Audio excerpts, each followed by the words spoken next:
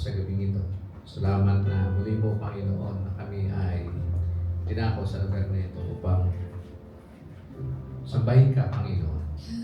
Pagpalakasan sa isa't isa at makinig ng iyong buhay, makapangyarihang salita, Panginoon, na marinig po namin mula sa inyo sa magitan ng iyong lingkod. Dalangin namin, Panginoon, sa aming pong pagtitipon na ito ay samahan mo kami, tumilos ka, Panginoon, mangusap.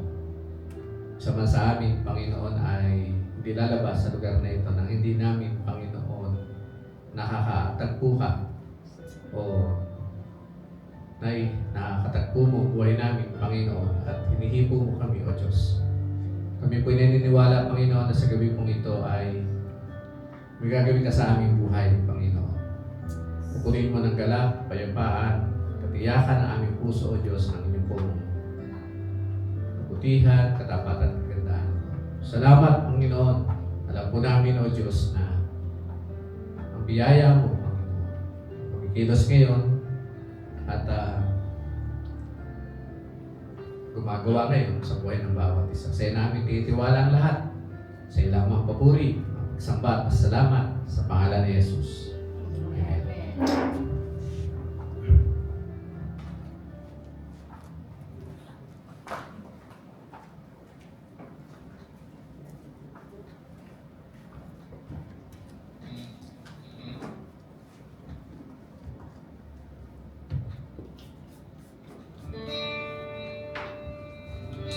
Magandang gabi po sa ating lahat. Kamusta po ang lahat? Ngayon po ay sama-sama po tayong aawit at magpupuri sa Panginoon. Handa na po ba ang lahat?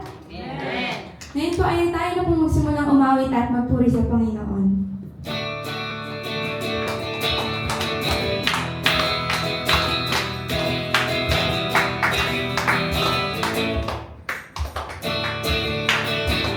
Kasama natin ang Diyos, di ako maghahamba, di ako mababalisa. Kasama natin ang Diyos, kasama natin ang Diyos, di ako malulungkot, di ako natatakot. Kasama natin ang Diyos. Dumaan man ako sa ilog, di ako manunulot. Dumaan man ako sa apoy, di ako masusunod. Kasama natin ang Diyos, di ako manghahamba, di ako mababalisa. Kasama natin ang Diyos, kasama natin ang Diyos. Di ako malulungkot, di ako matatakot. Kasama natin ang Diyos. Dumaan man ako sa ilog, di ako malulunod. Dumaan man ako sa apoy, di ako masusunod. Kasama natin ang Diyos. Di ako manghahamba, di ako mababalisa. Kasama natin ang Diyos, kasama natin ang Diyos. Di ako malulungkot,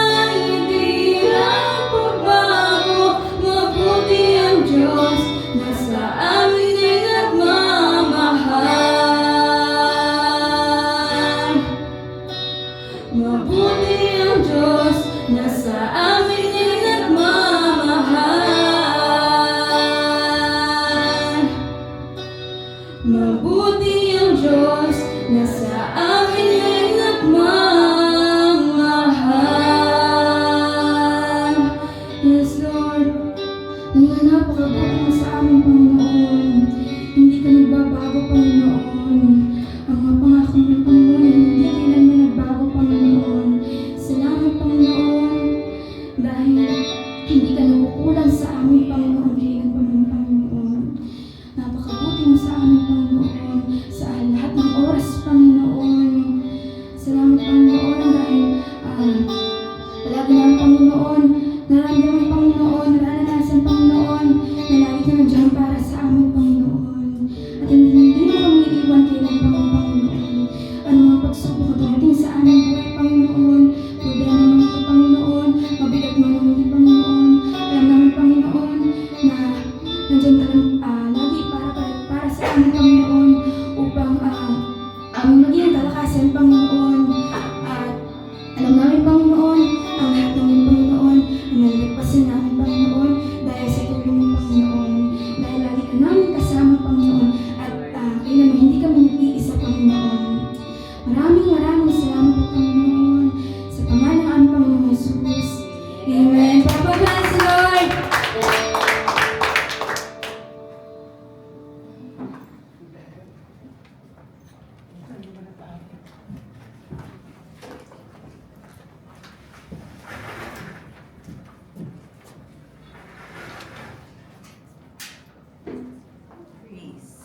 Praise.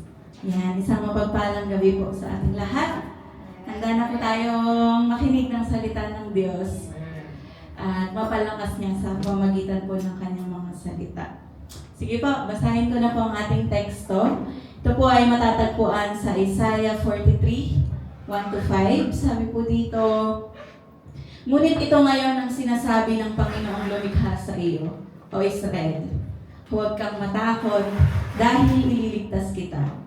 Tinawag kita sa iyong pangalan at ikaw ay akin. Kapag dumaan ka sa tubig, ako'y kasama mo. Kapag tatawid ka sa mga ilog, hindi ka malulunod. Kapag dumaan ka sa apoy, hindi ka masusunog. At sa ningas nito'y hindi ka magliliyab. Amen? Sapagkat ako ang Panginoon mong Diyos, ang banal na Diyos ng Israel, na iyong tagapagligtas. Ibibigay ko ang Ehipto bilang pantubos sa iyo, ang Ethiopia at ang Seba bilang kapalit mo. Verse 4, ibibigay ko ang ibang mga tao bilang kapalit mo dahil ikaw ay marangal at mahalaga sa aking paningin at dahil mahal kita. Last verse na po. Huwag kang matatakot sapagkat kasama mo ako. Titipunin ko ang iyong mga lahi mula sa silangan hanggang sa kanluran. Purihin po ang Panginoon sa kanyang mga salita. Saglit po tayong manalangin. Lord, maraming salamat sa iyo pong mga salita. Tunay nga, Lord, na wala kaming dapat ipangamba, ikatakot dahil kasama ka namin, Panginoon. At sa gabi na ito, hinihiling po namin na manahan ka sa aming kalagitnaan.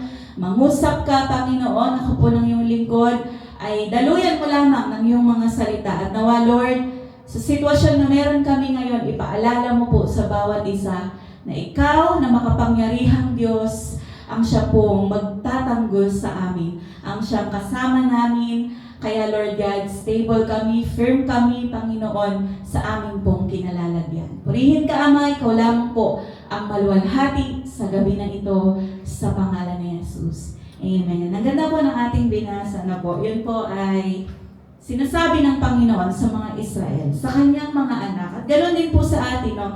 Tayo po yung mga anak ng Diyos. Amen po. At ang pangako po na yan hindi lamang sa kanila, kundi sa atin na rin po, na extend na ang mga pangako na ito ng Panginoon sa atin. At ang title po ng ating pag-aaralan sa gabi na ito is Be Not Afraid. Yan. Be not afraid. Ang ibig po sabihin yan, do not be afraid. Na po, pinaganda lang. Do not be afraid. Do not fear. Huwag kang matakot. Don't be scared. Do not worry. Ayan po yung next slide dyan, Tagalog. Huwag kang matakot. Huwag kang mangamba. Or sa madaling salita, huwag kang mag-alala. Huwag po kayo mag-alala. Meron po ba tayong mga pinag-aalala ngayon sa buhay? Hindi po matapos-tapos, ano? Lagi tayong may worry sa bawat araw. Amen po? At sa gabi po na ito, pinaalala ng Panginoon sa atin, huwag kang matakot. huwag kang mangamba. Kakaawit lang po natin, no? Nirequest ko po talaga yung sa song leader na yun yung awitin natin. Ayan. So, ito daw po yung mga pinagmumula ng takot ng isang tao. Sabi po sa na-research ko. Ayan. Sources of our fears. Wala po dyan. Dadaanan ko lang po kasi. Una, yung mga nakaraan niya pong mga trauma. Past trauma. Yung mga nakaraan niya pong karanasan. Ayan. Yung mga failures. No? Yung parang natatakot na siya kasi baka mag-fail na naman. Amen po? Yung mga nangyari sa paligid. Di ba ba? Yung mga even our leaders, no po, nag-aaway-aaway sila, nagkakagulo-gulo sila. Parang isipin mo, ikaw man na ordinaryong tao, no? Ano ka kumpara sa kanila na nagkakagulo-gulo? Parang ganun po. Mga disappointments po natin, no? Sa mga tao, sa gobyerno po natin, sa paligid po natin. Kaya parang nawawalan na tayo ng pag-asa. Parang natatakot na tayo, ano na kaya yung mga susunod na mangyayari. Yan po. Ang pinagmumulan din daw po ng takot ng isang tao, syempre, yung sasabihin ng tao. Di ba ba? Minsan, takot tayong gawin yung isang bagay kasi natatakot po tayo sa tao. Ano sasabihin nila? Huhusgahan na naman nila ako. Mga ganun po. Ano yung mga comments sa mga tao and criticism. Natatakot daw po tayo bilang tao dahil po sa limitadong kapabilidad po natin. Di ba ba? Yun nga, dahil nag-fail tayo in the past, parang di natin kaya. Kaya daw po tayo natatakot. Pinagmumula ng takot ng isang tao mga fake news. Sa social media. Parang, di mo ba mawawalan daw ng kuryente? Ganun. Mauubos na daw yung mga kuryente.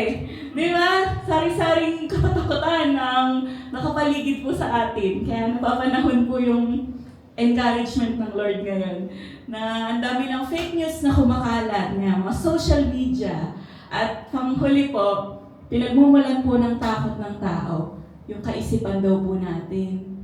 Lagi tayong nag-overthink. Yung parang wala pa, pinag-aalala mo na. Amen po? Nakaka-relate po ba kayo? Parang wala pa, nag-aalala na tayo, hindi tayo magkanda tulog. Na po, parang yun na lang yung inisip natin maghapon. Yan. Natatakot po tayo. Yun daw po ay mga assumptions natin bilang mga tao. Ito po maganda. Sabi po sa Juan 14:27, sabi ni Jesus po ito, huwag kayong mabagabag at huwag kayong matakot dahil iniiwan ko sa inyo ang kapayapaan. Ang aking kapayapaan ang ibinibigay ko sa inyo, hindi ito katulad ng kapayapaang ibinibigay ng mundo. Alam niyo po yung mga sinabi ko kanina? Mga sources of fears? Yan, mga makamundong bagay po ito.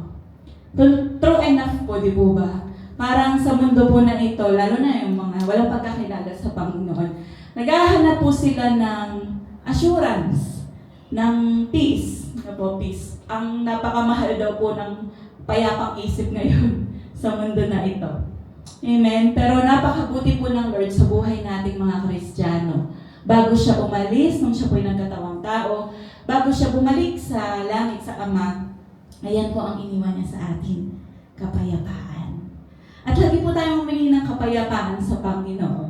Di po ba? Bilang tao, di naman po natin maiiwasang hindi matakot. Di po natin maiiwasang hindi mangamba kasi po tao tayo.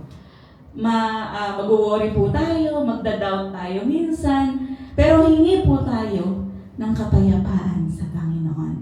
At yan po ay kusang loob niyang ibinigay na sa atin. Ibinigay niya na po, sabi diyan, iniwan na niya sa atin ang kapayapaan. Kasi po ang context nito, alam ni Jesus na yung mga disciples po niya, kapag iniwan niya, alam naman po natin, nung naglingkod na sila sa Panginoon, wala na si Jesus at makiat na, sila na lang yung natira.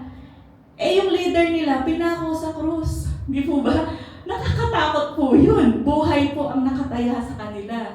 Kaya sabi ni Jesus, huwag kayong mabagabag, huwag kayong matakot. Kapayapaan ang iniiwan ko sa inyo, no? Kasi alam niya, pagdaraanan ng mga to, grabe. Kaya yan po yung pangako sa kanila ng Panginoon, kapanatagan ng loob.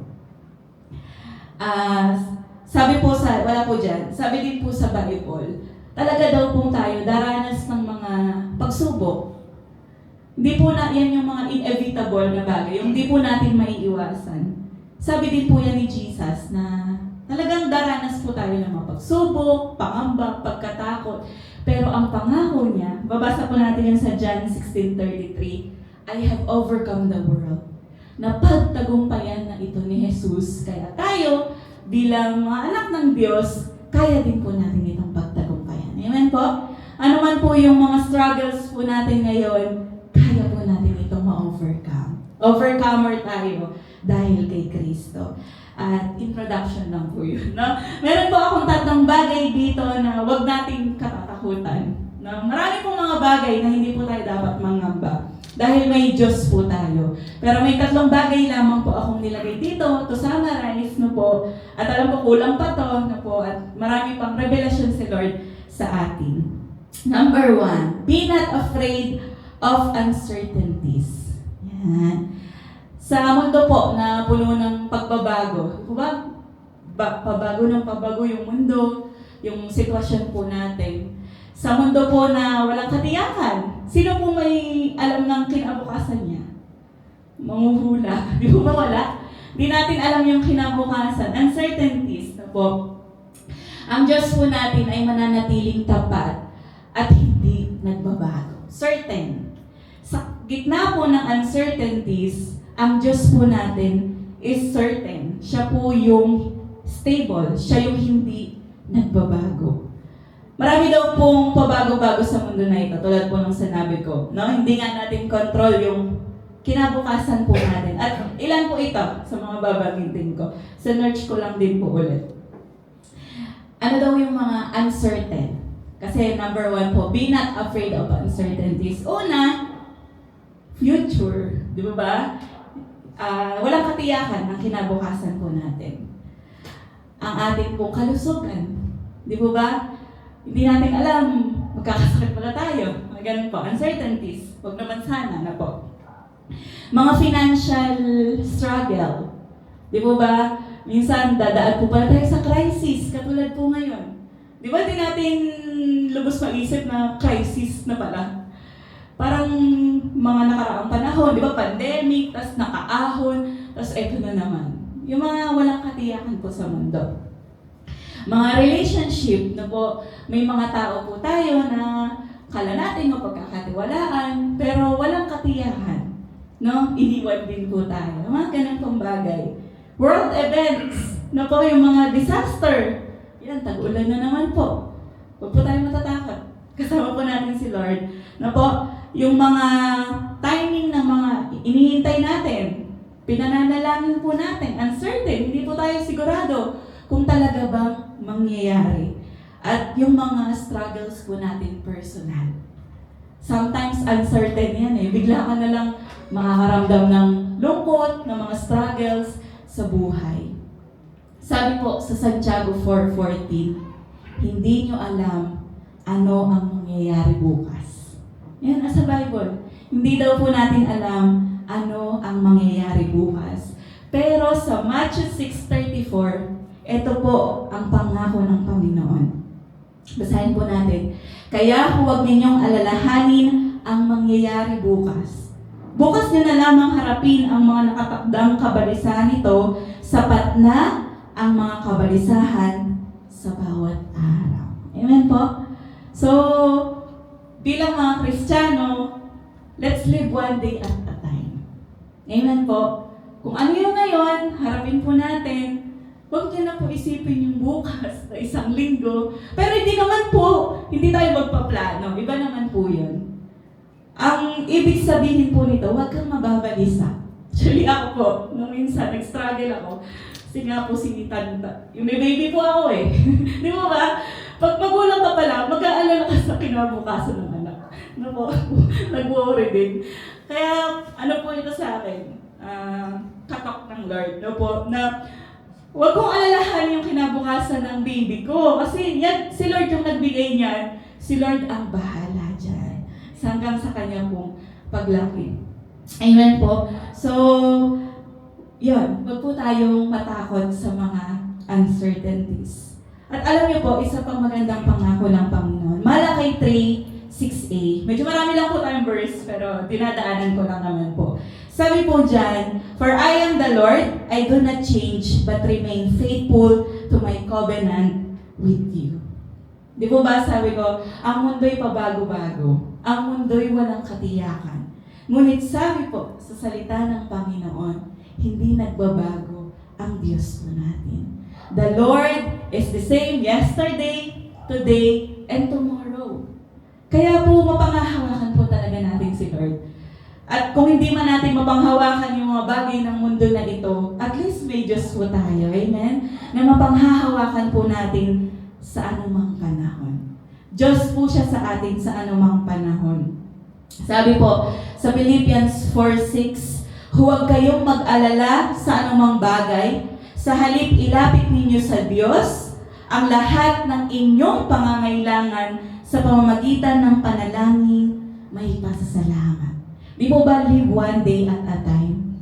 Kung may pangangailangan ka ngayon, idulog po natin sa Panginoon. Ilapit po natin sa Lord. At sabi po dyan, no? Ilapit sa Panginoon sa pamamagitan ng panalangin. At huwag po natin itong alalahanin. Kasi si Lord, di ba, Ama natin siya? At ang Ama, provider yan eh.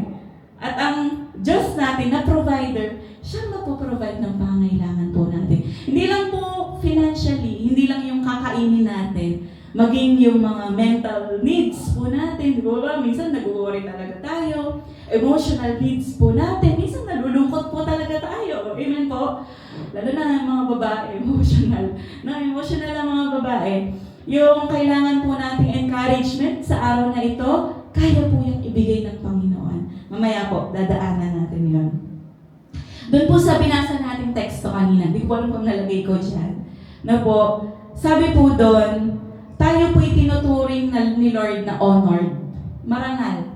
Ang honored daw po, yung special, importante, at privilege. Ganyan daw po tayo ituring ng Diyos. Mahalaga po tayo sa Kanya, at tayo po'y lubos niyang minamahal. At ang Diyos, na espesyal tayo kung tingnan, ang may hawak ng kinabukasan po natin. Kaya be not afraid of uncertainties. Our God is in control. Yan po yung conclusion natin sa number 1. Be not afraid, andyan po yun. Be not afraid of uncertainties. God is in control. Amen po? Number 2. Be not afraid to take steps. Di po ba, kanina number 1, pabago-bago po yung panahon. At syempre, di ba, yung mga Pinoy daw po, ano yan eh, mga resilient daw po, yung fighting, palaban yung mga Pinoy.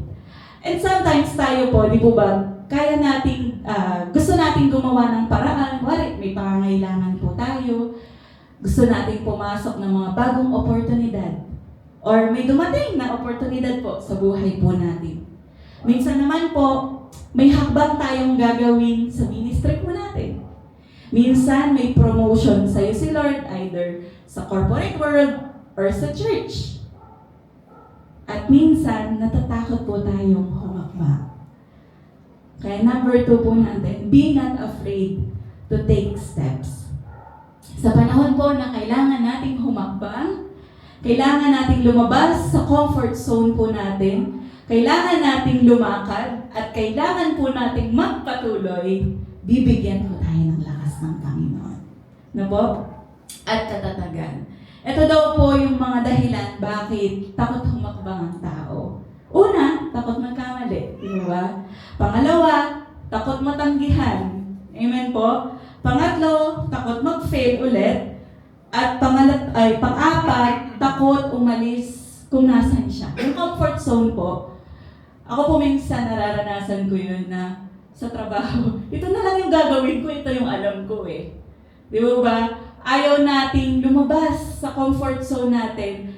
Paglabas po natin sa comfort zone po natin, naroon ang paglago. Na po, takot po tayong mag-try ng something new, pero nandun po ang paglago. Minsan nandun ang pagtatagumpay. Kaya mga kapatid, be not afraid to take steps. Huwag kang matakot humakbang. Example po dyan si Joshua. Noong pong mga panahon na papalitan niya si Moises, yung transition nila, imagine niyo po yung bigat ng responsibilidad ni Joshua that time. Napapalitan mo si Moises, pamamahalaan mo'y napakalaking crowd ng tao at i-conquer nyo yung lupain na pinangako ng Panginoon. Ikaw yung pinagkatiwalaan, Joshua, ikaw. Di po ba? Parang sino ako para pagkatiwalaan ng Diyos? No? Na-imagine nyo po yung expectation, yan. Sometimes yung mga expectation, kaya takot po tayong humakbang. At napakaganda po ng pangako ng Diyos kay Joshua o comfort ng Lord, encouragement kay Joshua. Josue 1:9, sabi niya po dito, alalahanin mo palagi ang bilin ko sa iyo, magpakatatag ka at magpakatapang. Yan na naman, huwag kang matakot o kaya'y manghina, dahil ako, ang Panginoon na iyong Diyos, ay kasama mo kahit saan ka pumunta. Amen po? Sabi dyan, parang ina-encourage tayo, no? Magpakatatag ka. Magpakatapang ka. Huwag kang matakot o manghina dahil kasama mo ako. Alam niyo po bakit naging matatag si Joshua? Bakit siya naging matapang? Eto po, ang kwento. Ayan, may kwento po ako. Alam niyo po si Joshua, bakit din siya yung napili ng Diyos? Dahil malapit po siya sa Panginoon. Yung tawag doon, close proximity, yung malapit yung ugnayan niya sa Panginoon. Alam niyo po sa Exodus, mababasa po natin doon, kapag si Moises pumasok na sa Toldang Tipanan o Panalanginan, lugar Panalanginan, upang kausapin niya ang Panginoong Diyos, nandun din si Josue. Of course, si Moises lang yung kausap ni Lord. Pero si Josue, nandun siya as assistant. Assistant po siya. Makakausapin na po ni Moises si Lord upang ibaba po yung kanyang mga sinabi sa mga Israelita. Alam niyo po, sa Exodus 33:11 yan, basahin na lang po natin. Kapag nakikipag-usap ang Panginoon kay Moises, magkaharap sila katulad ng magkaibigan na nagkukwentuhan. Pagkatapos, bumabalik si Moises sa kampo, pero ang binata niyang lingkod na si Josue, na anak ni Nun, ay nananatili sa Tolda. Naiiwan po siya doon sa lugar Panalanginan. At ganun po siya kalapit sa Panginoon. Pag alis ni Moises, pagpunta ni Moises doon, kasama siya. Pag alis ni Moises, naroon pa rin siya. Kaya na-build po kay Josue ang ugnayan niya sa Panginoon. Alam niyo po, kapag tayo po, close kay Lord, malapit ang puso po natin sa Panginoon, hindi po tayo mangangamba. Sometimes, siguro madadala po tayo ng sitwasyon, pero madali kang makaka-recover, makaka-bounce back. Madali mong, kumbaga, ano po ba tawag doon? Yung masangga. Masangga yung mga negative thoughts sa buhay po natin. Isang, illustration. May naisip lang po ang illustration. Di po ba yung mga laptop, yung mga cellphone niyo po, diba lahat tayo halos may cellphone. Di po ba pag chinarge natin yung cellphone, ginagamit natin siya habang nasi-charge, do bawal po yata yun. Laptop na lang. No? Ginagamit natin yung gadget habang naka-charge. Hindi ka nangangamba na malobat. Di po ba? Pero pag inalis mo sa charger, katulad ng laptop ko, na po, madali po siyang malobat at ako'y nangangamba na hindi po masave yung ginagawa ko. Same po sa ating mga Kristiyano. Kapag tayo po'y nakakonek sa Panginoon, hindi po tayo mangangamba na mauubusan tayo. Na mauubusan po tayo ng lakas, mauubusan po tayo ng kakayahan para lumaban sa mundo, na po magpatuloy, na hindi ka mauubos kapag nakakonekta ka sa power, no, sa Panginoon. And once naman, na ikaw ay lumayo kay Lord, kahit gaano pa ikaw kagaling, no po, kahit gaano pa ikaw kalakas sa tingin mo, tiyak po na malulubat ka. Dahil nakahiwalay ka sa power. Lagi po natin yung tatandaan. Sa bawat araw po, try mo lang na hindi manalangin o hindi lumapit sa Panginoon. Tsak po na mag-fail po tayo sa araw na yon. Pero once na inuna po natin ang Panginoon, once na tayo po'y nakakonekta sa Panginoon, tsak po ang tagumpay po natin. At anuman pong dumaan sa maghapon, no? Sa maghapon ng buhay po natin, hindi po tayo manghihina. Isaiah 43, 2 and 5, binasa po natin kanina. Kapag dumaan ka sa tubig, ako'y kasama mo. Kapag tatawid ka sa mga ilog, hindi ka malulunod. Kapag dumaan ka sa apoy, hindi ka masusunog. At sa ningas nito'y hindi ka magliliyab. Huwag kang matatakot sapagkat kasama mo ako. Amen po? Be not afraid to take steps because God is with you. Yeah. Be not afraid to take steps. God is with you. Kung meron man po sa atin na pinapagawa si Lord, do not be afraid to take steps, kapatid. God is with you. And lastly po, number 3, be not afraid to stand in truth. Yan. Sinama ko po yan kasi, di ba ang gulo na nga po? Nagkakagulo na sa Pilipinas. Di naman po nagkakagulo or may labanan. Parang, ang dami pong boses ngayon sa paligid po natin. Ang dami po natin naririnig na minsan akala po natin tama, pero deception po pala yun. O kasinungalingan ng kaaway. Minsan akala po natin ginagawa ng karamihan na nakala po natin tama, pero hindi po pala yun yung katwiran ng Diyos. At minsan, hindi po natin ito napapansin. Minsan akala po natin maliit na bagay lang, maliit na kasinungalingan o pandaraya lamang, pero naninibugho po pala ang Diyos sa buhay natin kasi hindi niya nakikita ang dalisay na puso sa buhay po natin. Be not afraid to stand in truth. Sa pagtayo po natin sa katotohanan at paglakad sa katwiran, ang Diyos po ang magbibigay sa atin ng karunungan at katapangan na tayuan ito. Alam niyo po, huwag po tayong manghinawang magbasa ng Biblia. Yan. Nasa verse po ito mamaya. Dahil ang salita po ng Diyos ang katotohanan. Hindi po tayo makakatayo sa katotohanan kung hindi po natin alam ang katotohanan. Sabi po sa narinig ko, ang salita po ng Diyos, hindi lang siya tama, siya ang katotohanan. Amen po? At bilang mga Kristiyano, dapat alam po natin ito. And even po, sa pakikinig lang natin sa mga salita ng Diyos, nalalaman po natin ano ang tama. So kanina po, nasabi ko, minsan majority versus minority. Or minsan, hindi minority, isa ka na lang na tumatayo sa tama. Pero tumayo pa rin po tayo sa tama. Madalas, ito po, beneficial and comfortable sa ating mga tao versus dun sa opposition ka, yung sumasagwan ka ba sa tama? Ay, sa mali. Yung ino-oppose mo yung mali, kaya parang ang hirap mong lumaban. Ganun po.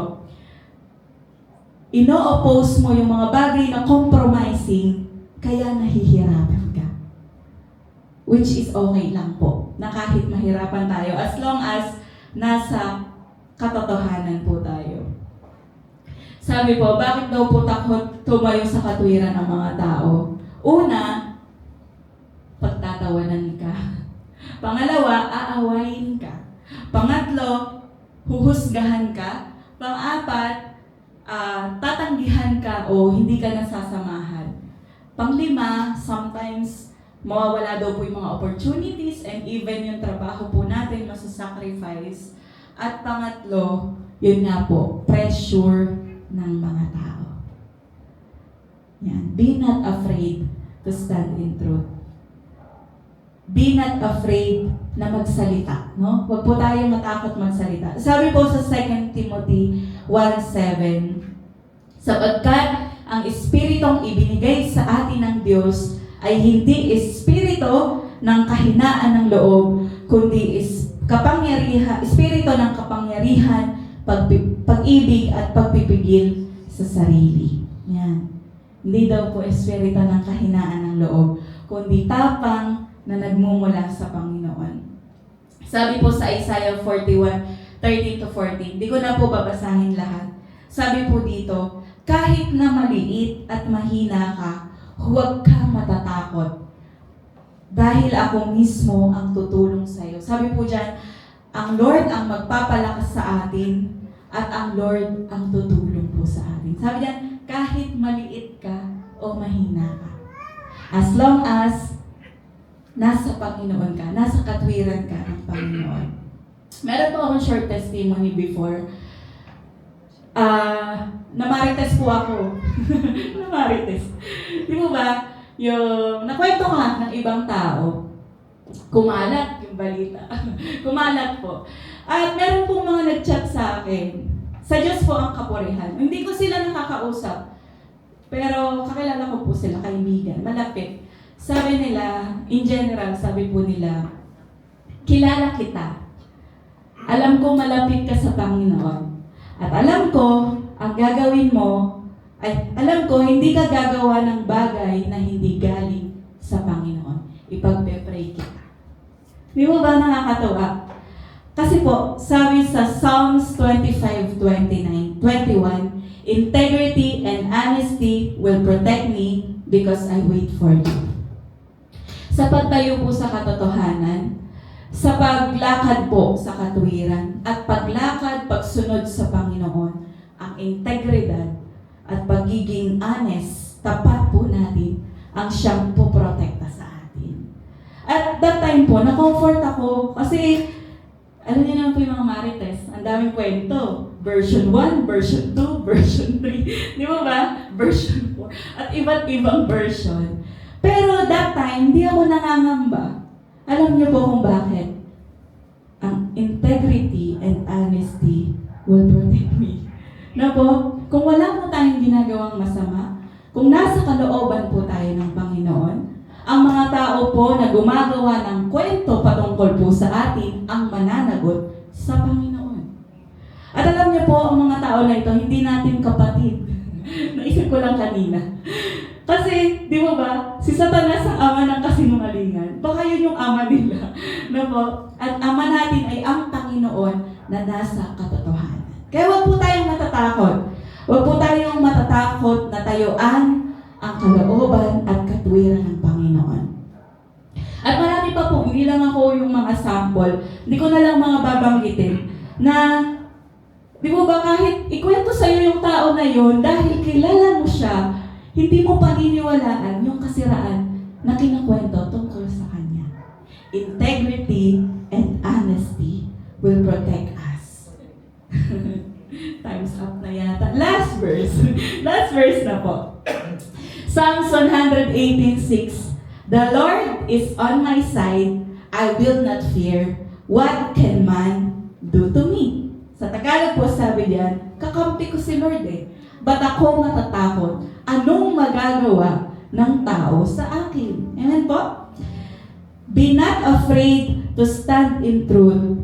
Our God is on our side. Amen po? And as long as si Lord ang nasa side po natin, wala po tayong dapat ipangamba, mga kapatid. So, i-wrap up ko lamang po, no? Sa gabi po na ito, pinaalalahanan po tayo ng Panginoon na huwag mangamba. Huwag po tayong matakot kung may mga uncertainties man sa mundo, meron man po tayong mga pinagdaraanan. Lahat po tayo, walang exempted sa pinagdaraanan po natin. Huwag po tayong matakot humakbang at lakaran po ang pinagagawa ng Diyos sa atin. Kung may mga bagong opportunities, bagong paglilingkod, no po, i-grab po natin ito kung ito'y galing sa Panginoon. And lastly, huwag po tayong matakot tayuan ang salita ng Diyos, ang katotohanan. Manalangin po tayo. Aming Amang Diyos, maraming salamat dahil tunay na buhay ang iyong mga salita.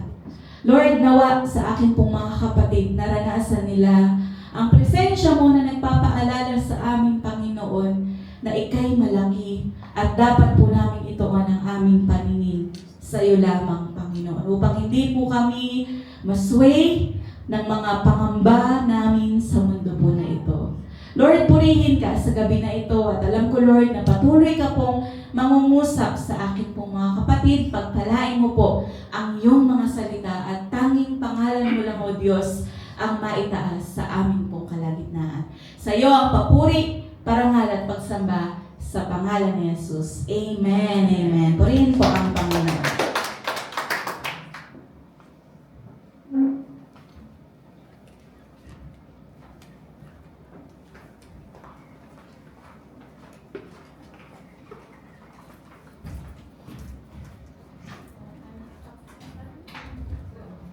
Praise God. Sige po, tayo magsitayo. Puri ng Diyos, isang paalala po din sa atin. Matatagal na tayo sa Panginoon. Ay, yan pa rin ang talagang number one na nagiging problema ng Kristiyano. Alam niyo po ba na yan ang unang-unang nilagay ng kaaway sa puso ng tao? Oo nga, sabi niya, nakakain sila ng puno ng bunga at nakaunawa sila ng mabuti at masama. Pero sabi doon, nung naglalakad ng Panginoon, nagtago sila.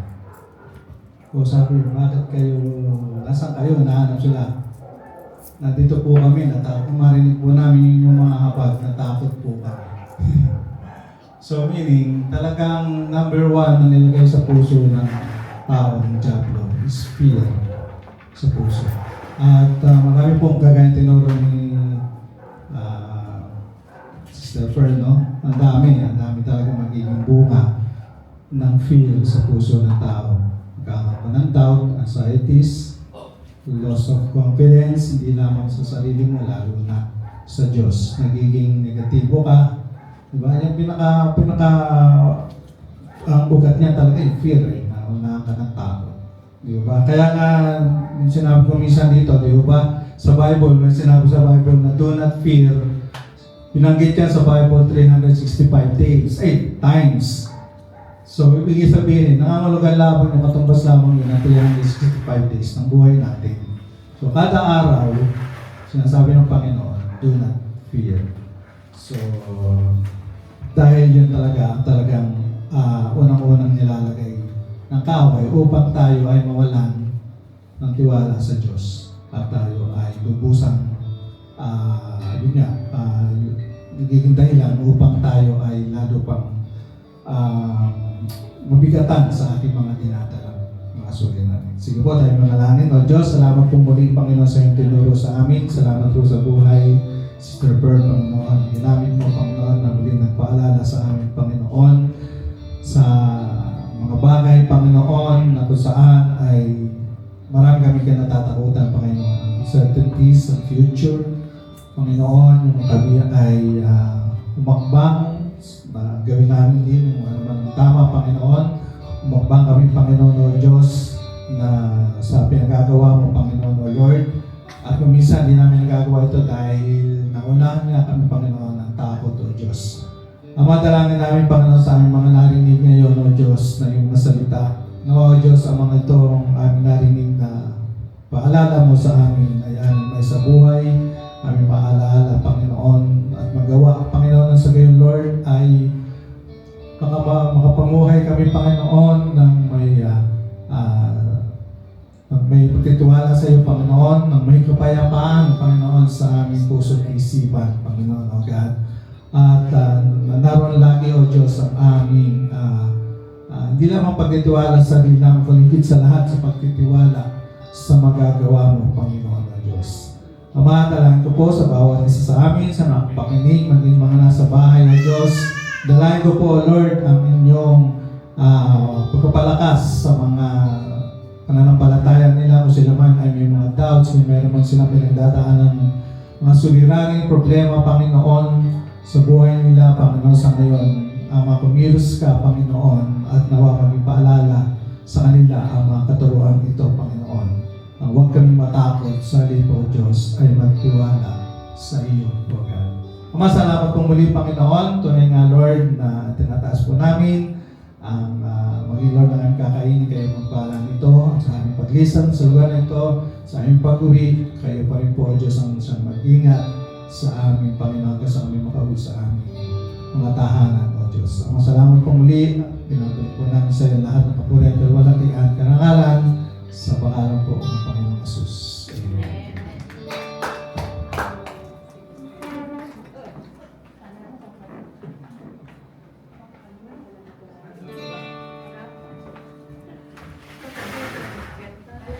Na-bless po ba ang lahat?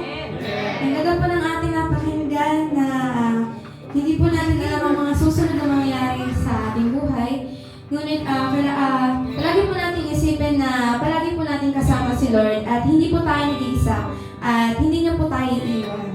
Napakadaya po ng sabi sa kanila. Ngayon po ay tayo na po ay muling umawit para sa Panginoon.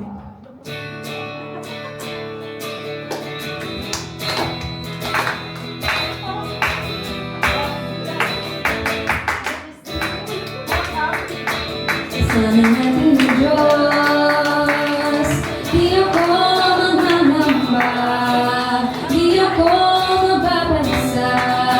Kasama natin ang Diyos, kasama natin ang Diyos, di ako malulungkot, di ako matatakot. Kasama natin ang Diyos.